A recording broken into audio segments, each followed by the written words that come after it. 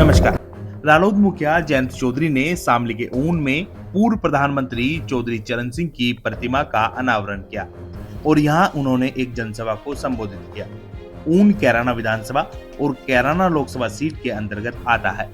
जयंत चौधरी ने कहा कि काफी ऐसे अहम मुद्दे हैं जिनकी सदन में चर्चा नहीं होती है।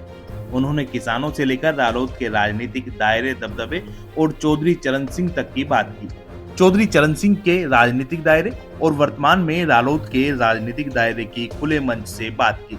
सुनिए जयंत चौधरी के भाषण का यह प्रमुख अंश।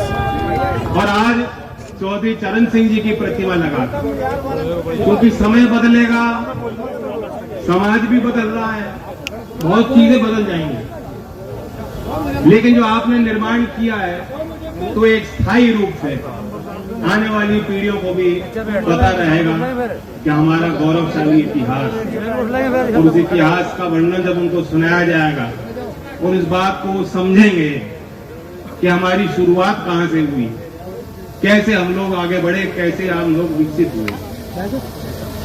तो वह अध्ययन करना भी बहुत जरूरी है कि पूरी दुनिया बदल जाए, लेकिन कुछ चीजें हमेशा समाज को याद रखनी चाहिए। और उनमें से सही कहा था, अभी मैं सुन रहा था, आलम साहब भी कह रहे थे और भी वक्ताओं ने बात कही, पुरानी बातें याद दिलाई। एक बात तो सच्ची है कि चौधरी चरण सिंह अब दोबारा आपको मिलने वाले नहीं है। उनका जैसा नेतृत्व, ईमानदारी और काफी हद तक सरलता, उनकी सोच बिल्कुल साफ थी। उन्होंने किताबें भी लिखी, और जो लोग बताते हैं उस समय सभाओं में जब वे अपने आंकड़े बताते थे, ग्रामीण समाज, ग्रामीण अंचल से लोग आके उनको सुनते थे, बहुत चीजें उनको समझ नहीं आती, लेकिन वो ये जानते थे अगर चौधरी चरण सिंह जी कुछ कह रहे हैं, सोच विचार कर कह रहे होंगे, सोच समझ कर कह रहे होंगे, हमारी हित की बात कह रहे हैं। और उस विश्वास के साथ लोगों ने उनको ताकत दी। चौधरी चरण सिंह जी लोकतांत्रिक व्यवस्था, लोकतांत्रिक प्रणालियां, जो प्रोसेस, जो प्रोसीजर, जो सिस्टम है, व्यवस्था है, उसको बहुत बेहतर तरीके से समझते थे और उस व्यवस्था से आपको उन्होंने जोड़ा। पहले तो दूसरी व्यवस्था देश में कायम, देश आजाद हो गया था, लेकिन एक आम व्यक्ति के लिए कोई कल्पना नहीं कर सकता था कि मेरे ग्रामीण समाज का व्यक्ति भी ये देश में ऊंचे पायदान पर कभी बैठ पाए। लेकिन चौधरी चरण सिंह जी ने उस लोकतांत्रिक रास्ते के सहारे और आपके विश्वास के माध्यम से गांव के कितने बड़े भोले भाले अच्छे सज्जन व्यक्तियों को राजनीतिक मुख्यधारा में जगह दी, उनको बढ़ाया।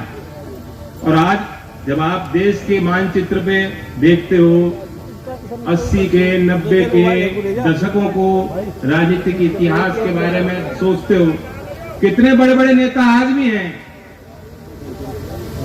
जिनकी शुरुआत कभी चौधरी चरण सिंह जी ने उनको प्रेरणा दी होगी, या कभी उनके दल के माध्यम से उनको कभी टिकट मिला और सबसे पहला चुनाव वो उन्होंने लड़ा, जनता के बीच वो गए और जनता ने उन्हें हाथों हाथ लिया कि चौधरी चरण सिंह जी के नुमाइंदे हमारे बीच आएंगे। और आज जब वे लोग, मैं उनसे मिलता हूं, क्योंकि मेरे लिए कितना बड़ा सौभाग्य है, कितना बड़ा प्यार देश भर में, चौधरी चरण सिंह जी की इतनी बड़ी पहचान, और वो अकेले मेरे लिए नहीं है, वो अकेले मेरे लिए नहीं है, वो आपके लिए भी। आप भी देश के किसी दफ्तर में घुस के कह सकते हो कि हम चौधरी चरण सिंह जी को मानने वाले लोग हैं, और आपको इज्जत मिलेगी, आपको इज्जत मिलेगी। आपको जो सामने सरकारी कुर्सी में जो बैठा होगा व्यक्ति, वो ये बात समझेगा कि ये न्यायप्रिय लोग हैं।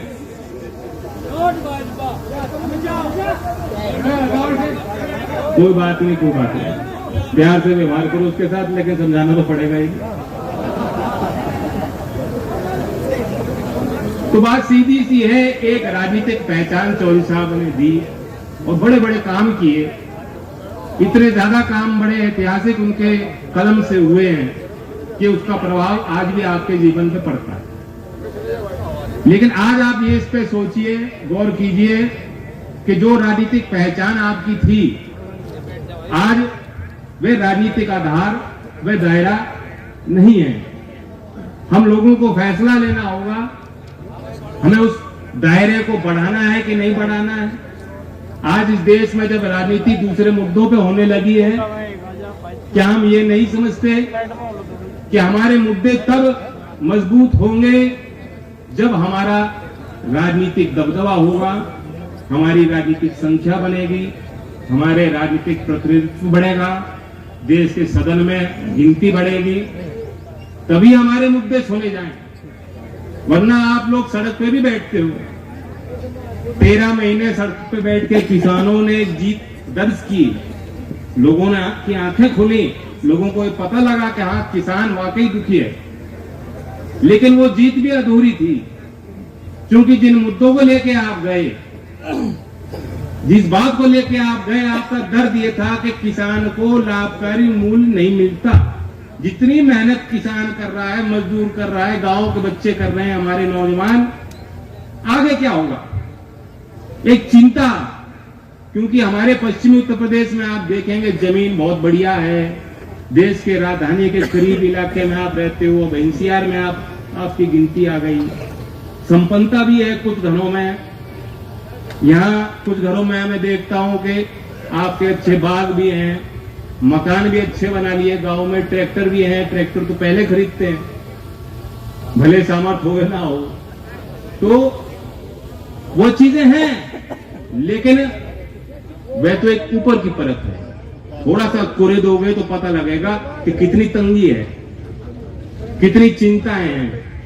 5-10 बीघे का किसान भी ये सोच रहा है कि मेरी अगली पीढ़ी क्या करेगी, क्या करेगी, क्या सहारा उसका बन पाएगा। और अगली पीढ़ी से बैठ के बात, तो जिस तरह आपने खेतों में मेहनत की है, ये अगली पीढ़ी तो नहीं करने वाली है। इसके लिए नए औजार इसे देने पड़ेंगे, नई ट्रेनिंग इसको देनी पड़ेगी, नई शिक्षा इनको मिल पाए, नए काम इनको मिल पाए, ये बहुत बड़ी चिंता है इनके लिए।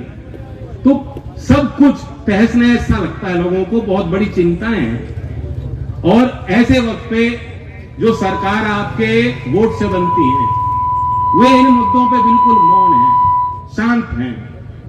मैं देश के सबसे बड़ी पंचायत का सदस्य बन गया, लेकिन मुझे भी मायूसी होती है ये देखकर कि जो आपके सरोकार के जो मुद्दे हैं, जो जमीनी विषय हैं, जो चुनौतियां हैं, जो आपकी चिंताएं हैं, देश के सदन के माध्यम से उनका समाधान नहीं हो पा रहा। देश के महामहिम राष्ट्रपति ने पहला अभिभाषण अभी दिया, उस पर भी चर्चा सदन में हुई, लेकिन आप गौर कीजिएगा कितने बड़े बड़े मुद्दे जिनकी चर्चा ही नहीं हो पाई।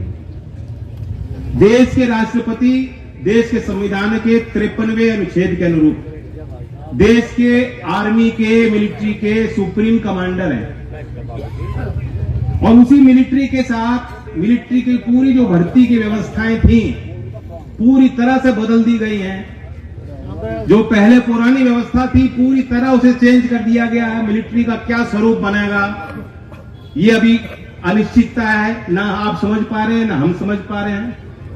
लेकिन 1-1.5 घंटे के अपने अभिभाषण में जो सुप्रीम कमांडर है मिलिट्री की, राष्ट्रपति है हमारी, वह एक शब्द इस पे नहीं बोल पाए कि जो नई योजना सरकार लाई है अग्निपथ, उसका अच्छा प्रभाव परिणाम क्या हो।